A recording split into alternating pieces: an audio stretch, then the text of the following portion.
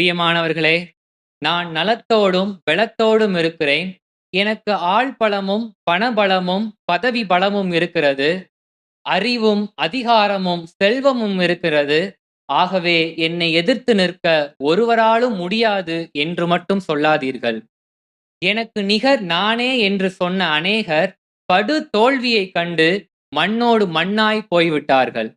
ஆகவேதான் என்னை விட்டு பிரிந்து உங்களால் எதுவும் செய்ய முடியாது என்கிறார் நம் ஆண்டவராகிய இயேசு கிறிஸ்து.